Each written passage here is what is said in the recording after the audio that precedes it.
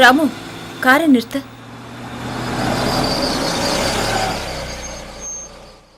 ஏன் மோகினி இங்கேயே காரை நிறுத்த சொல்ற? இல்ல, நீ மட்டும் போய் வாட்ச்மேனை பார்த்துட்டு வா ராமு. நான் கூட வந்தா அவனுக்கு டவுட் ஆயிடும். நீ சொல்றதான் கரெக்ட் மோகினி. கௌதம் சொன்ன மாதிரி கீதாவோட செல்போனும் செயினும் இவங்கிட்ட தான் இருக்கணும். ஆனா அவங்கிட்ட இந்த போனை வாங்குறது அவ்வளவு சாதாரண விஷயம் இல்லைன்னு தோணுது. சரியா சொன்ன மோகினி.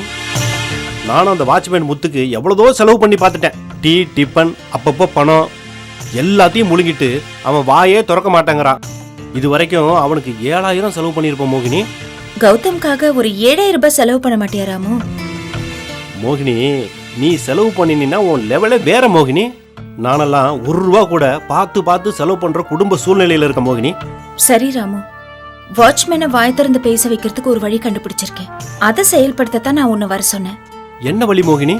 கார் பின் சீட்ல பாரு. என்ன மோகினி ஒரே பாட்டிலா இருக்கு? கார்ல இருந்து இறங்கி அந்த பைய கையில எடுத்துக்கோ.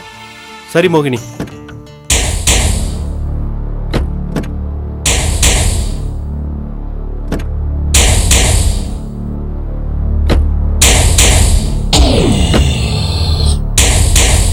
இத போய் நீ எங்க வாங்கணும் மோகினி?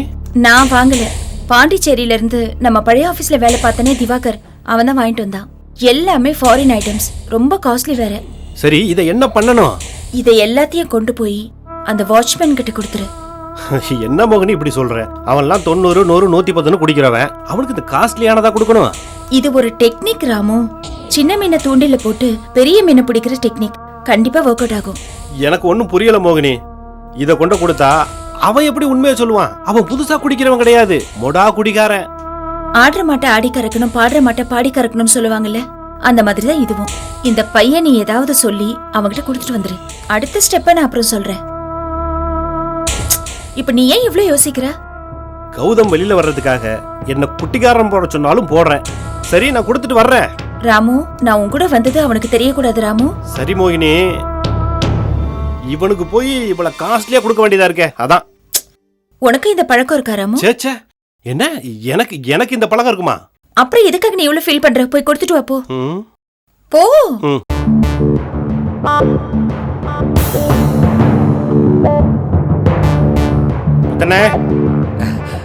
வாராமா, எப்படி இருக்க? நல்லா இருக்கீங்களாண்ணே? எங்க இந்த பக்கம்? அண்ணே, மெக்கானிக் செட்டு பக்கம் வந்தேன். அப்படியே உங்களையும் பார்த்துட்டு போலான்னு வந்தேண்ணே.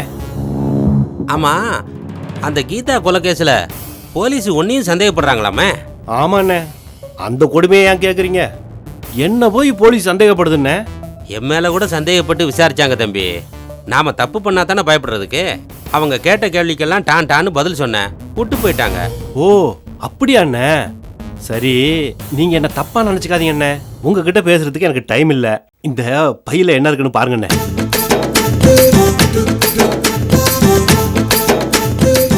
இவ்வளவு பாட்டில் இருக்கு அண்ணே, எல்லாம் செம காஸ்ட்லிண்ணே. ஃபாரின்ல இருந்து வந்த என் பாண்டிச்சேரி ஃப்ரெண்டு இதெல்லாம் கொடுத்துருக்கான். அதை ஏன்பா என்கிட்ட காட்டுற? மழை காலம் வேற.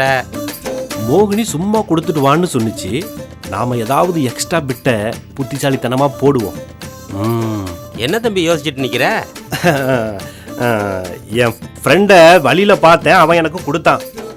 இதை நான் வீட்டுக்கு எடுத்துட்டு போக முடியாதுண்ணே. என் பொண்டாட்டி தோலை உரிச்சு போடுவாண்ணே.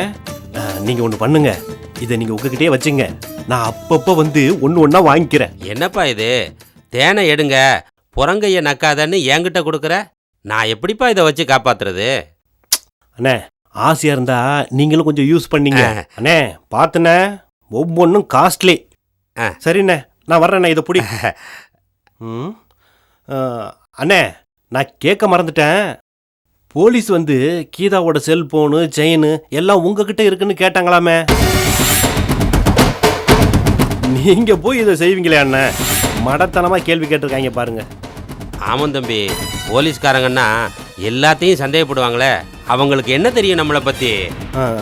ஆமாண்ணே, பார்த்து பத்திரம் ரொம்ப காஸ்ட்லி. நான் வரேண்ணே. சரி மோகினி, நீ சொன்ன மாதிரியே கொடுத்துட்டேன். இதை கொடுத்துட்டு வந்தா மட்டும் அவன் செல்போன் செயின் அது இது இதை பத்தி எப்படி சொல்லுவான்?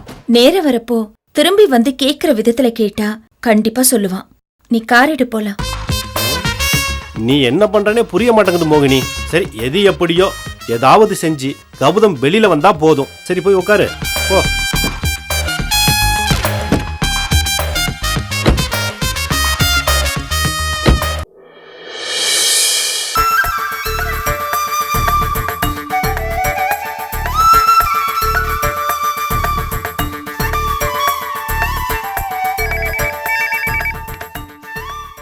ஹலோ, யார் பேசுறது?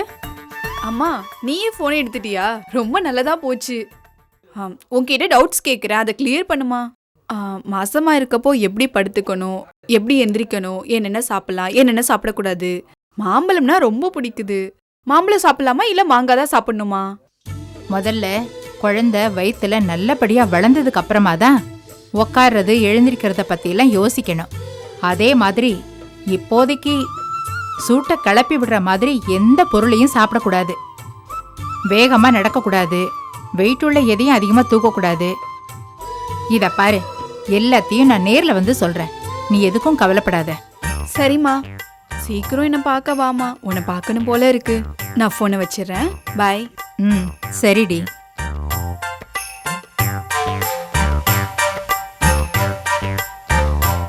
மாமா, எனக்கு டெலிவரி ஆகுற வரைக்கும் என் அம்மாவை என் கூடயே வச்சுக்க போறேன். ஹே ராஜேஷ், செம்ம ஐடியா, தேங்க்யூ. மாமா, எங்க அம்மா, அதாவது உங்க தங்கச்சி, அவங்க என் கூட தான் வந்து தங்க போறாங்க. அத மனசுல வச்சுக்கோங்க. என்னடா இவ இப்படி இருக்கா? என்ன தப்பானவரா நினைச்சுக்கிட்டு எப்ப பார்த்தாலும் பேசிக்கிட்டு இருக்காடா. என்னடா பண்றது இவள? அவளை விடுங்க. பால் பொங்கி வரப்போ தண்ணி அள்ளி ஊத்துன மாதிரி இப்பதான் அவ மாமியார் வேணும்னு சொல்ற நேரத்துல இவன் அவங்க அம்மாவை ஞாபகப்படுத்தி விட்டுட்டான். அப்போ எனக்கு விமோச்சனமே கிடையாதா? கவலைப்படாதம்மா, அத்தை கிட்ட பேசி இங்க வரத தடுத்துடலாம். ஆமா, அப்பதான் இதுக்கு ஒரு முடிவு கட்ட முடியும். நல்ல வீர வசனம் மட்டும் பேசுங்க, செயல்ல ஒன்னத்தையும் காணோம்.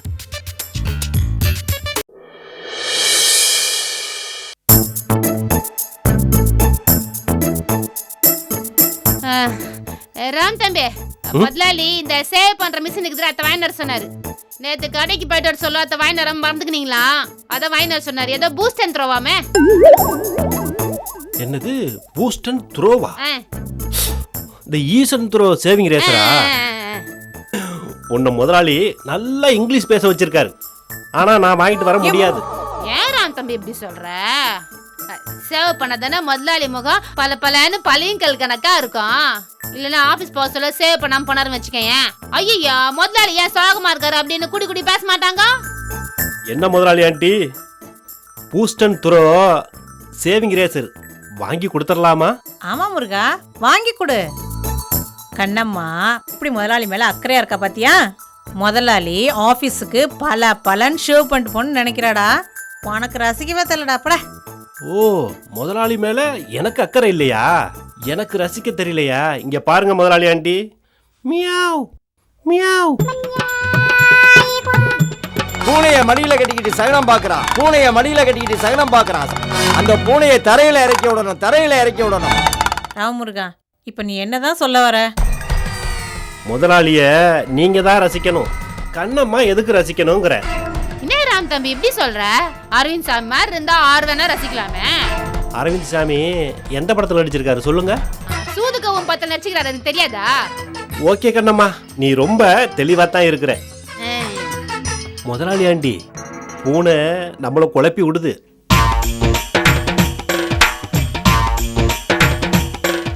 புரியுதுடா ராமமுருகா, நான் பாத்துக்கிறேன்.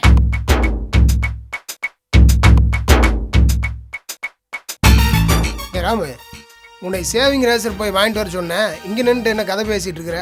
இங்கே பாரு, ஒரே நாள் தான் மேசி விட்டுட்டு தாடியை மட்டும் சேவிங் பண்ணேன். கண்ணம்மாலே பிடிக்கலன்னு ரொம்ப ஃபீல் பண்ணுறாடா. முதலாளி ஆண்டி, உங்க மடியில இருக்கிறத தரையில இறக்கி விடுங்க. என்னடா மடியில் இருக்கிறது தரையில் இறக்கி விடுறது? போய் ரேசர் வாங்கிட்டு வாப்போ. நாங்க ஒரு முடிவு பண்ணிட்டோம் முதலாளி. நான் ஒரு முடிவு பண்ணிட்டேன். நீங்க இப்போ மீசை வச்சே ஆகணும் முதலாளி. எனக்கு ஒரு சத்தியம் பண்ணி கொடுங்க, நான் ஓடி போய் ரேசர் வாங்கிட்டு வரேன். ராமமுருகா, உன் முதலாளி சொன்னா செய்வாருடா. எதுக்காக சத்தியமெல்லாம் கேட்குற? மீச தாடியை பத்தி எல்லாம் உங்களுக்கு என்ன தெரியும் முதலாளி ஆண்டி? நீங்க கொஞ்சம் பேசாம இருங்க.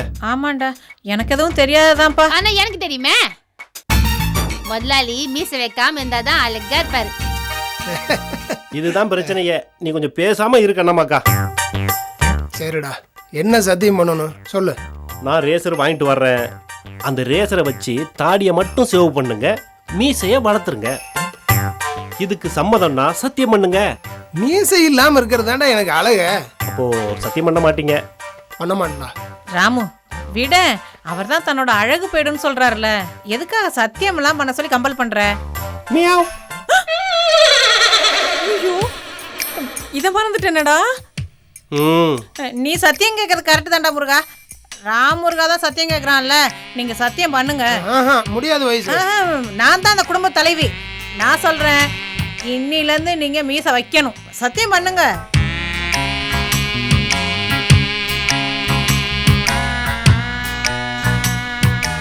சரி வயசு, உங்களுக்காக என் கொள்கையை மாத்திக்கிறேன். முதலாளி, நீங்க மீசையை வளர்க்க போறீங்களா? என்னால உங்களை பார்க்க முடியாது. இப்பவே சொல்லிக்கிறேன், நான் என் முகத்தை திருப்பி தான் உங்களுக்கு காப்பி தருவேன், சாப்பாடு போடுவேன். ஏன் கண்ணம்மா நீ இப்படி கொந்தளிக்கிற? ராம் தம்பி, பொம்பளைங்களை பத்தி அம்மா பாட்டு எழுதியிருந்தாருல, அவர் பாட்டுல வர்ற பேரை தான் எனக்கு வச்சுக்கிறாங்க. ஆனா அவர் மீசை வச்சுக்கிறன்ற ஒரே ஒரு காரணத்தினால்தான் அந்த பாதிரியார் எனக்கு பிடிக்காம போச்சு. என்ன கண்ணம்மா சொல்ற? பாதிரியாரா?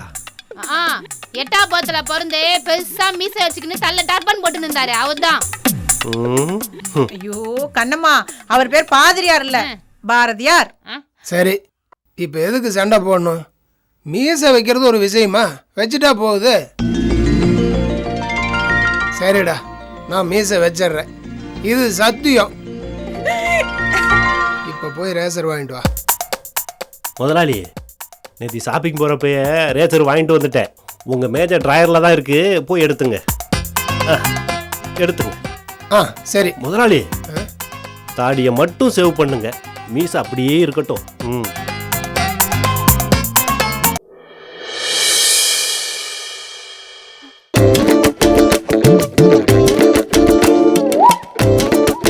சீதா, நாம வந்துட்டோம். விஜி இன்னும் வர்ற மாதிரி தெரியலையே. வரா நீங்க ஸ்டார்ட் பண்ணுங்க ராமு சார். என்ன சீதா, என்ன விஷயம்? திடீர்னு கண்ணடிச்சு கிணத்தடி பக்கம் வாங்கன்னு சொன்னேன். நீங்க சொன்னது நிஜம்தான் ராமு சார். சந்துரு வசந்திங்கிற பொண்ணோட ஊர் சுத்திட்டு இருக்கான். நான் அவளை பார்த்தேன். அவளுக்கு 2 கண்ணு இருந்துச்சு. எல்லாருக்கும் 2 கண்ணு தான் இருக்கு சீதா. என்ன நீ லூசத்தனமா சொல்ற? 2 கண்ணும் நல்லா பெருசா அழகா இருந்துச்சுன்னு சொல்ல வந்தேன் ராமு சார். அததான் ஷார்ட்டா சொல்லிட்டேன். எங்க பார்த்த அவங்கள? ஹோட்டல்ல பார்த்தேன் ராமு சார். அது சரி, நீ ஏன் ஹோட்டல்ல சாப்பிட போன? ஐயோ ராமு சார், நான் கடைக்கு போனப்ப சந்துருவும் அந்த பொண்ணும் ஹோட்டலுக்கு சாப்பிட போனாங்க. அத நான் பார்த்தேன். நானும் உள்ள போய் அவங்க என்ன பேசுறாங்க ஏது பேசுறாங்கன்னு தெரிஞ்சுக்க வேண்டாமா? சரி, நீ என்ன தெரிஞ்சுக்கிட்ட? சந்துரு ரொம்ப கெட்டவன். அவனுக்கு விஜய கல்யாணம் பண்ணி வச்சிருக்கவே கூடாது. விஜயோட வாழ்க்கையவே நமக்கு எடுத்துட்டோம். அந்த வசந்தியோட எப்படி சிரிச்சு சிரிச்சு பேசினான் தெரியுமா? நான் சொல்றேன்னு தப்பா எடுத்துக்காத சீதா. நான் சொல்றேன், உன் தங்கச்சி மேலதான் முழு தப்பு இருக்கு. என்ன தப்பு? செடி இடம் கொடுக்காம கொடி எப்படி படரும்? எல்லாம் இவ பண்ண வேலை. ராமு சார், உதாரணம் சொல்றேன்னு சம்மந்தம் இல்லாம உளறிட்டு இருக்கீங்க. என்ன உனக்கு புரியலையா? எதுக்கு வேற உதாரணம்லாம் கேட்குற? உதாரணமெல்லாம் வேண்டாம், நான் நேராக விஷயத்தை போட்டு உடைச்சிட்றேன். விஜி சந்துருவோட சந்தோஷமாக குடும்பம் நடத்தியிருந்தா அவன் வேற பக்கம் போயிருப்பானா? இவ பாட்டுக்கு கோச்சிக்கிட்டு வந்து இங்கே தனியாக உட்காந்துருக்கா. அது தப்பா இல்லையா? நான் விஜி வந்ததால செலவெல்லாம் அதிகமாயிடுங்கிறதுனால இதை சொல்லலை. விஜிக்காக நான் எவ்வளோ செலவு பண்ண வேணாலும் தயாராக இருக்கிறேன். இவ வாழ்க்கையை தொலைச்சிட்டு வந்து உட்காந்தான்னா அதை என்னால் தாங்க முடியாது. ஏ ராமு சார், அப்படி நடந்தா என்னால மட்டும் தாங்க முடியுமா? சந்துரு அங்கேயே வச்சு ஓங்கி பலார்னு அரையலான்னு பார்த்தேன். அடிக்க வேண்டியது தானே. சந்துரு இந்த வீட்டு மாப்பிள்ளை மட்டுமா? அவன் சின்ன வயசுல இருந்து நீங்கெல்லாம் பார்த்து வளர்ந்த அத்தை பையன் தானே. உனக்கு இல்லாத உரிமையா? சரி, அவனை என்னதான் பண்ண? அவங்கிட்ட போய் ஏன்டா இப்படி கட்டின பொண்டாட்டி இருக்கிறப்போ வேற ஒரு பொண்ணோட சுத்திட்டு இருக்கியாடா அப்படின்னு கேட்டியா இல்லையா? கேட்டே ராமு சார். 2 பேரும் வெளியே வந்ததும் எதிர்க்க போய் நின்னு, சந்துரு யார் இந்த வசந்தி? உனக்கும் இவளுக்கும் எப்படி பழக்கம்? விஜி பிரிஞ்சு வந்துட்டா நீ எப்படி வேணாலும் இருப்பியா? அப்படி இப்படின்னு சரமாரியா கேள்வி கேட்டேன். அதுக்கப்புறம் என்ன நடந்தது தெரியுமா ராமு சார்? என்ன? அல்லாத, எதுக்கு நீ இப்ப இப்படி ஃபீல் பண்ற?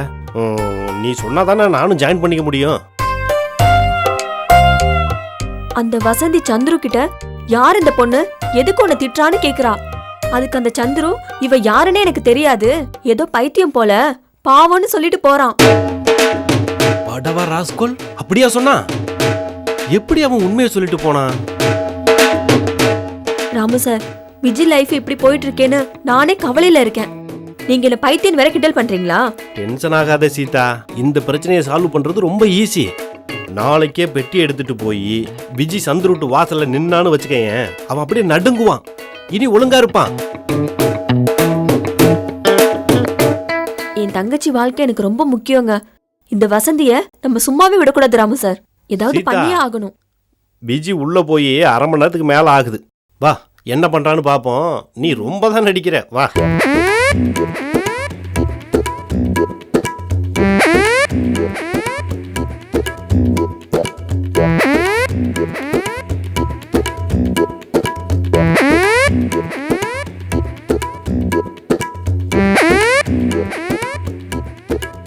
சீதா, விஜி எப்படி யோசிக்கிறா பாத்தியா?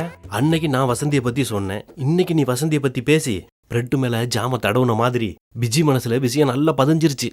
அவ்வளவுதான், மேட்ரு சால்வ். அன்னைக்கு உடனே சந்துருக்கு ஃபோன் பண்ணா இன்னைக்கு சைலண்டா உட்கார்ந்திருக்காளே. புலி பதுங்கிறது பாயிரத்துக்கு தான் சீதா. இந்த ஐடியா ஒர்க் அவுட் ஆகலனா வேற ஐடியா கூட பண்ணலாம். எப்படியாவது விஜிய அவங்க வீட்டுக்கு அனுப்பணும். நீ ரொம்ப வேகமா தான் இருக்கிற. பின்ன வைஷு குட்டிக்கு ஒரு தம்பி பாப்பா வேணாமா?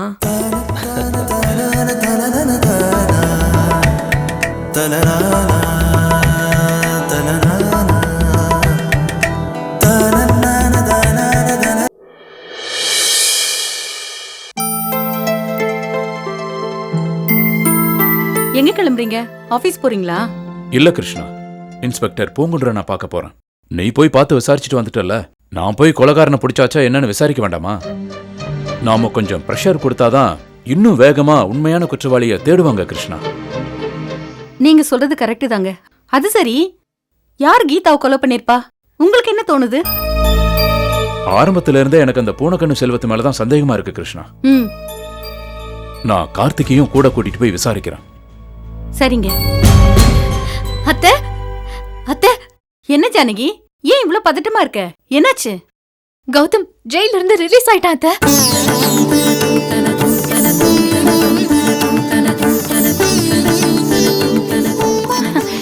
என்ன சொல்ற ஜானகி, என் புள்ள ரிலீஸ் ஆயிட்டானா? ரிலீஸ் ஆகி வீட்டுக்கே வந்துட்டான் கௌதம். ஹால்ல தான் உட்கார்ந்துட்டு இருக்கான். வாங்க அத்தை.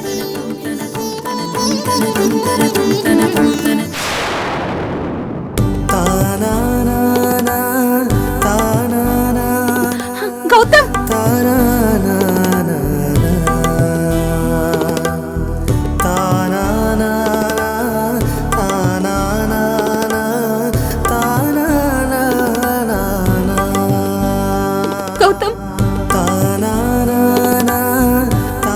கௌதம், எப்படி இருக்க? நான் நல்லா இருக்கேம்மா. சரிப்பா, எப்போ உன்னை ரிலீஸ் பண்ணாங்க? யாரு கீதாவை கொலை பண்ணது? பூனக்கண்ணு செல்வம் தான் கீதாவை கொலை பண்ணிருக்காமா. போலீஸ் அவனை பிடிச்சி உள்ள தள்ளிட்டாங்க. ராமுவும் மோகினியும் தான் உண்மையை கண்டுபிடிக்க போலீஸ்க்கு உதவி இருக்காங்க. பூங்குன்றன் சார் அவனை கோர்ட்ல ப்ரொடியூஸ் பண்ணிட்டு என்ன ரிலீஸ் பண்ணி கொண்டு வந்துட்டாருமா. மோகினியும் ராமுவும் ரொம்ப சிரமப்பட்டிருக்காங்கம்மா. எல்லா எவிடன்ஸையும் கலெக்ட் பண்ணி போலீஸ்க்கு கொடுத்திருக்காங்க. ஓ சரி, மோகினி ராமு எங்க கௌதம்? உன் கூட அவங்க வரலையா? வந்திருக்காங்கம்மா, வெளியில தான் நின்னுகிட்டு இருக்காங்க. ஏன்டா வெளியில நிக்கிறாங்க? நீங்க கூப்பிட்டாதான் மோகினி உள்ள வருவாமா, கூப்பிடுங்கம்மா. கிருஷ்ணா, கூப்பிடு கிருஷ்ணா. இந்த வீட்டுக்கு மறுபடியும் மகாலட்சுமி வந்திருக்கா. தப்பு பண்ணாத கிருஷ்ணா, கூப்பிடு கிருஷ்ணா. வீட்டுக்குள்ள கூப்பிடு கிருஷ்ணா, கூப்பிடு. மோகினி நான் கூப்பிட மாட்டேன். மோகினி நான் கூப்பிட மாட்டேன். மோகினி நான் கூப்பிட மாட்டேன். நான் கூப்பிட மாட்டேன். மோகினி, மோகினி நான் கூப்பிட மாட்டேன். நான் கூப்பிடல. நான் கூப்பிட மாட்டேன். மோகினி, நான் கூப்பிட மாட்டேன். கிருஷ்ணா கிருஷ்ணா கிருஷ்ணா, என்ன உளறமா? என்ன கிருஷ்ணா, கனவு கண்டியா? மோகினிய கௌதம் வீட்டுக்குள்ள கூப்பிட சொல்றான். அப்படி ஒரு கனவு வந்ததுங்க. எப்பவும் கௌதம் நினைவாவே இருக்கியா? அதான் கனவு வந்திருக்குமா? போன கண்ணு செல்வம் தான் கொலை பண்ணான்னு சொல்லி கனவு வந்தது. யாரு கொலை பண்ணா என்ன? உண்மையான குற்றவாளி மாட்டி கௌதம் வெளியில வந்தாகணும் கிருஷ்ணா. அதான் நமக்கு வேணும். சரிங்க, நீங்க படுத்து தூங்குங்க. மணி 5 ஆயிடுச்சு. இனி எங்க தூங்குறது? நான் வாக்கிங் கிளம்பி போறேன் கிருஷ்ணா.